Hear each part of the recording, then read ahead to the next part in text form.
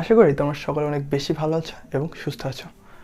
নবম দশম শ্রেণীর সূচক লগারিদম অধ্যায়ের আরেকটি গুরুত্বপূর্ণ সরল করা অঙ্কের আজকে আমরা সমাধান করব।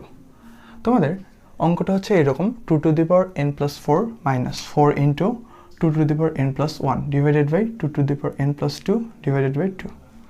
আমরা এই অঙ্কটা কীভাবে সহজেই সমাধান করতে পারি সেটা এখন দেখব।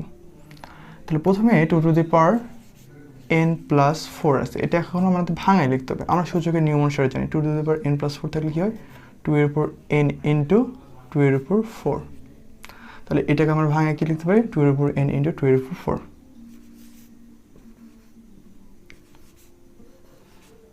মাইনাস 4কে যদি আমরা মৌলিক হিসাব করি তাহলে কি হচ্ছে, 2 গুণন 2, 2 এর উপর স্কোয়ার, 2 এর উপর স্কোয়ার ইন্টু 2n, একই নিয়ম।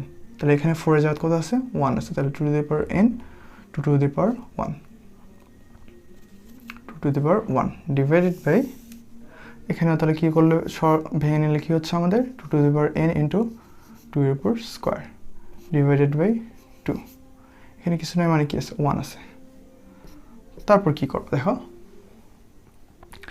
এখান থেকে আমরা কি এই দুইকে আমরা কীভাবে করতে পারি, 2 to the power n আমরা কমন নিতে পারি না এখানে, তাহলে এখানে 2 to the power n আছে, এখানেও আছে, তাহলে 2 to the power n আমরা কি কমন নেব।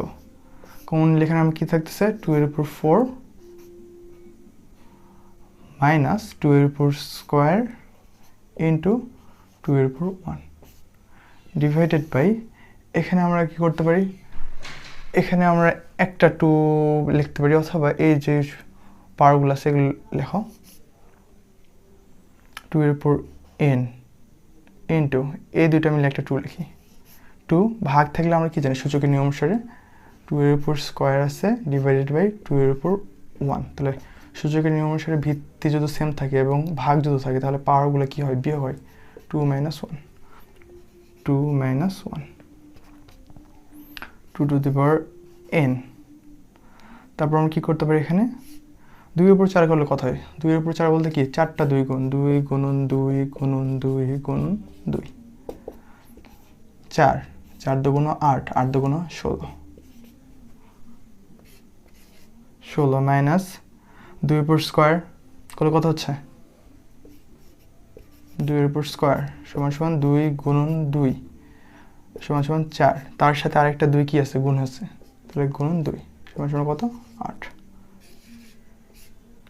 ডিভাইডেড বাই 2 এর উপর n ইন্টু 2 থেকে 1 বাদ দিলে কত হচ্ছে, 2। তারপর কি করবো দেখো,